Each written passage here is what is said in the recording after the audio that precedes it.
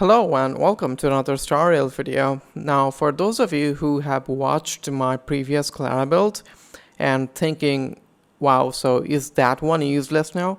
Well, not really. This one is an endgame build compared to the previous one, which I would still suggest you to use if you're in the mid game.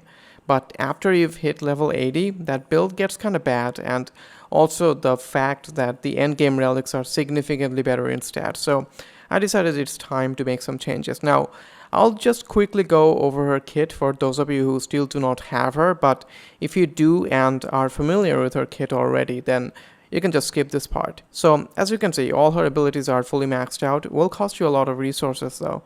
Now her basic attack deals 100% of Clara's attack as physical damage. Now you should use it very rarely as it's only a single target and generates only 20 energy. Her skill is an AoE ability which deals physical damage equal to 120% of Clara's attack to all enemies and 120% more damage to enemies marked by Svarog. Now her talent is the best ability in her kit, which provides her with 10% damage reduction, and also any enemies that hit Clara will be marked by Svarog's mark of counter and be laser beamed in the face. That deals 160% of Clara's attack as physical damage. Her ultimate enhances her counter, providing her with an extra 25% damage reduction and also increases the chances of enemies hitting Clara, and also the counter damage multiplier is further increased by 160%. Now this enhanced counter can proc only 2 times whenever anyone in the team gets hit by the enemies,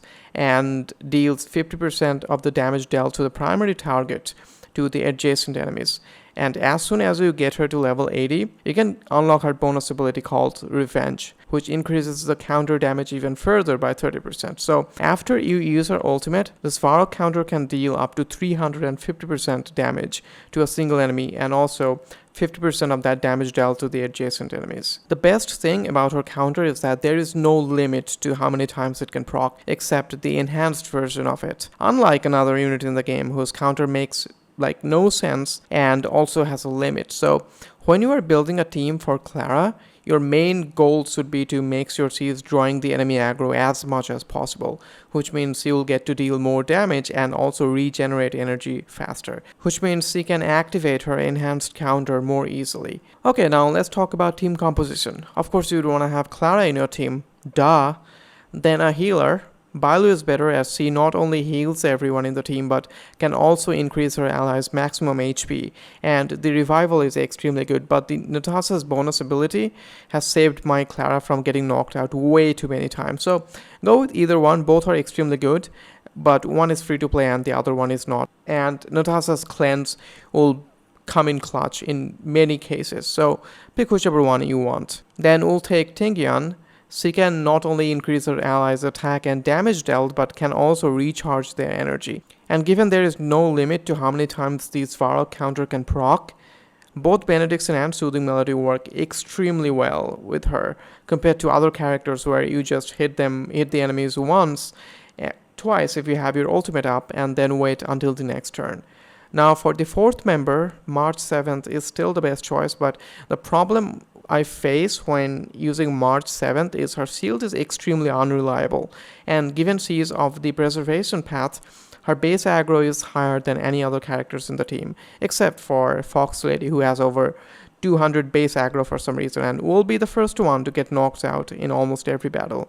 But one thing I've noticed is that Clara's ultimate actually works better than March 7th's shield. So if you can make Clara regen energy fast enough to be able to use her ultimate within 2 turns, as that's how long the increased chances of getting attacked by the enemies last for, you'll not be needing March 7th in your team. So I've been using Clara with only Tingyan with the Bronya LC and Natasha with Quid Pro Quo, and she gets her maximum energy back within 2 turns, which makes her activate the enhanced counter more often. So for normal battles you can use this team and it will make her deal the highest amount of damage possible.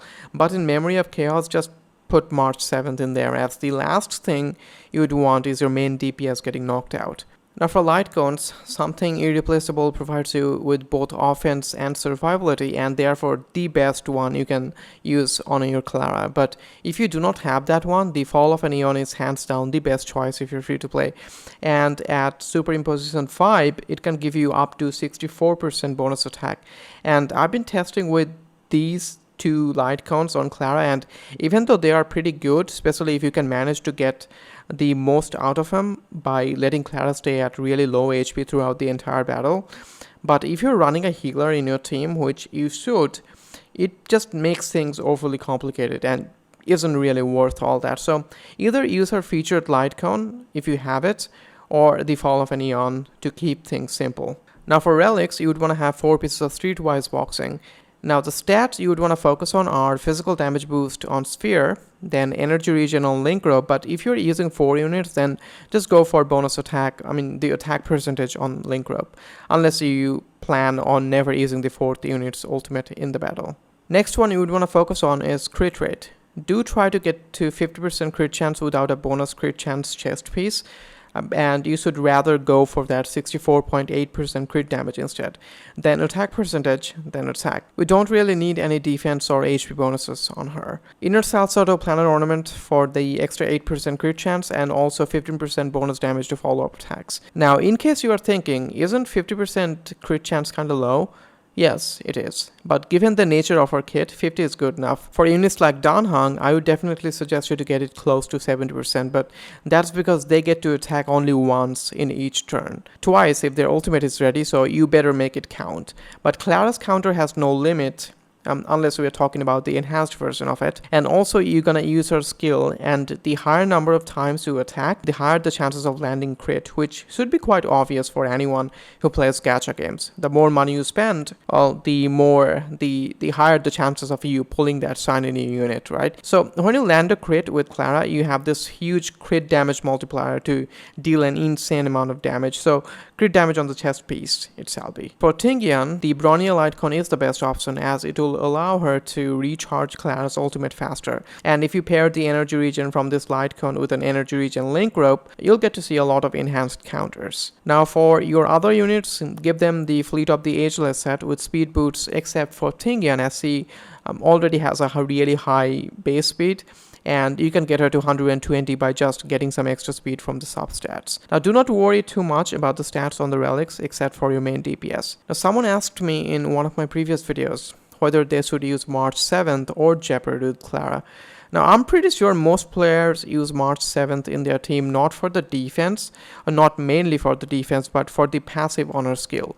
Gepard is good if you want a shield provider, but his kit, it completely ruins the setup. I do not have him yet, but I just saw he has this bonus ability which increases his chances of getting attacked by the enemies, and if you're using Clara in your team, that's the last thing you'd want. Alright then, that's all for this build. Now for those of you who skipped some or most of the parts or weren't paying attention, here's the summary. If you're running Clara, you need to focus solely on the counter damage.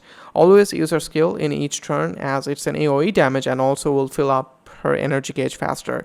If you're free to play, use On the Fall of an Eon LC or her featured one if you have it. Inert Salsoto for the bonus 15% damage to follow-up attacks and also the 8% extra crit chance. 4 pieces of streetwise boxing with crit damage chest armor and get her to 50% crit chance. Natasha or Bailu, Tingyun, and March 7th, all with the Fleet of the Ageless set. It's the best team you can currently build for her. Give Natasha the Quid Pro Q, especially if you aren't using a 4th unit or do not plan on using the 4th one's ultimate. If not, you can just go with the traditional post-op conversation for more healing with an energy regen link rope if you want. As this was an endgame build, I do not see myself making another one in the future, unless some other unit comes out that can synergize really well with her and we can make an unique build out of that. So if you enjoyed the video and found it useful, be sure to hit the like button and subscribe for more future content. And I'll see you all in the next one. Take care everyone, and I'm out. Bye.